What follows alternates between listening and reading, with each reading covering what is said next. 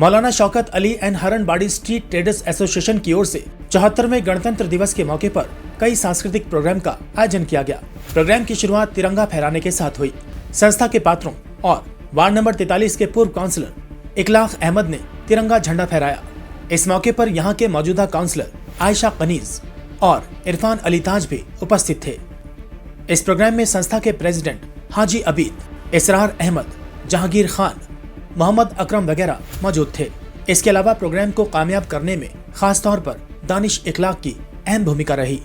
Programme के दूसरे हिस्से में डांस का प्रोग्राम किया गया। इससे समाज को पॉजिटिव मैसेज देने की कोशिश की गई। आज का तो दिन बड़ी खुशी का दिन है। ये जमहूरिया का मौका है और हम आप तमाम लोगों को और पूरे अपने हिंदुस्तानी भाइयों को मैं मुबारकबाद पेश करता हूँ। और आज के दिन हमारे मुल्क का कानून बना जिसकी हम तमाम लोग पालन करते हैं और उसी कानून पर, उसी संविधान पर हमारा मुल्क जो है चल रहा है और आगे भी चलेगा। लेकिन इन दिनों जो एक माहौल है, उस माहौल को देखते हुए ये समझ में आ रहा है कि कानून जो हमारा जमहूरियत है उस पर छेड़छाड़ हो रहा है और उस पर काफ़ी लोग मेहनत कर रहे हैं उसमें चेंजिंग या बदलाव लाने का। कुछ किया भी लोगों ने, लेकिन ये मामला उनसे हल नहीं होगा, ना हम लोग ये करने देंगे। हमारा जिस तरह संविधान बना है और पूरे दुनिया में जिस मजबूती के साथ हमारे मुल्क का नाम जमहूरियत के मायने में माना जाता है, लोहा मनवाता है, उसी तरह हम लोग जब तक ये हिंदुस्तान है हम लोग उस जमहूरियत के अपने कानून के पालन करेंगे। उसका बचाव के लिए जो भी कोशिश होगा हम हिंदुस्तानी उस पर करेंगे। जमहूरियत ख़तरे में नहीं है, लेकिन ख़तरे में जाने का ऐसा है कि चांस लग रहा है। लोग कोशिश कर रहे हैं कि जमहूरियत में बदलाव किया जाए। मौलाना शौकत अली स्ट्रीट जो है और क्या क्या प्रोग्राम आज अभी वो एक फ्लैग होस्टिंग हमारे एसोसिएशन के ताराचंद एसोसिएशन के हमारे साथियों ने किया, वहाँ पे हम लोग शामिल हुए। दूसरा एक और प्रोग्राम हुआ इकबाल के साथ, परवेज़ इकबाल के साथ, हमारे वार्ड के प्रेसिडेंट उनके साथ हुआ। और तीसरा प्रोग्राम ये है। इसके बाद यहाँ कल्चरल प्रोग्राम है और एक हरनबाड़ी लैंड में भी एक प्रोग्राम है और रात के वक्त फुटबॉल टूर्नामेंट भी है। रात के वक्त एक फुटबॉल टूर्नामेंट भी है हर चेट्टी बाज़ार में, तो उसमें हम लोग शामिल हैं। देखिए, मैं आपको एक बात बता दूं, सबसे पहले तो आपको गणतंत्र दिवस की आप सबको बहुत बहुत शुभकामनाएं। हमें गर्व है, हम भारतीय हैं। और इखलाक भाई और दानिश भाई, इखलाक भाई तो सदैव से सक्रिय थे, समाज के कार्यों में समाज के बीच रहते थे, समाज के लोगों के साथ रहते थे। इन दिनों उनके बेटे दानिश भाई भी अति सक्रियता के साथ में लोगों के साथ कंधे से कंधा मिला के काम कर रहे हैं। मैं उन्हें अपना आशीर्वाद देना चाहूँगा या आप समझिए उन्हें प्रोत्साहित करना चाहूँगा।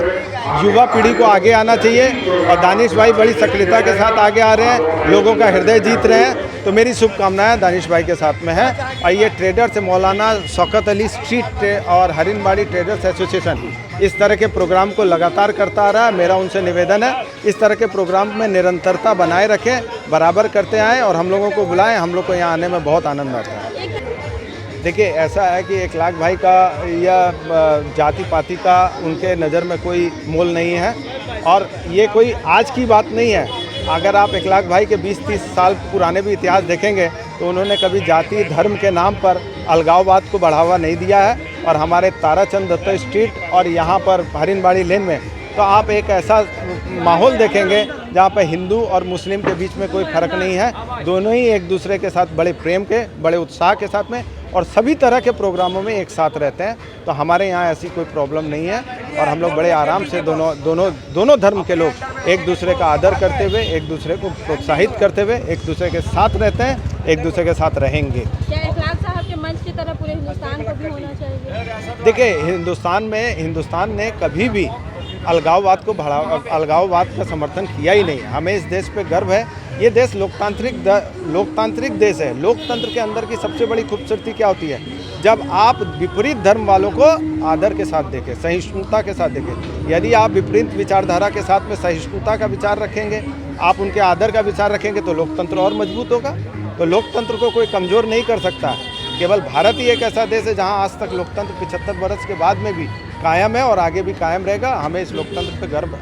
लॉकडाउन के साथ साथ आज सरस्वती पूजा भी, इसके बारे में देखिए, सरस्वती पूजा आज हम लोगों के बहुत महान दिन है। इसको बोलते हैं बसंत पंचमी, माने बसंत ऋतु का आगमन होता है, उसका 5वां दिन है बसंत पंचमी। आज के दिन सरस्वती जी का यह मानना है, सरस्वती जी पृथ्वी पर आई थी, ब्रह्मा जी की बेटी हैं। आज के दिन हम विद्या जो है, देखेंगे आप सरस्वती जी के एक हाथ में वीणा है, एक हाथ में विद्या है, पुस्तक है। वीणा से संगीत उन्होंने इस पृथ्वी को दिया है, और हाथ में जो विद्या है उससे उन्होंने शिक्षा दी है। तो हम ये दोनों चीज़ उनसे अर्जित करते हैं। और देखेंगे नीचे हंस है, हंस से शांति का प्रतीक है। तो माँ सरस्वती से हम लोग यही आराधना करते हैं, हमारे बच्चे ज़्यादा पढ़े लिखे बच्चों का भविष्य और उज्जवल हो, और पढ़ाई लिखाई के अंदर में जितनी ताकत हम अपनी लगा सकें लगाएं, बच्चों को और ज़्यादा से ज़्यादा पढ़ाएं, हायर उच्च शिक्षा के लिए भेजें।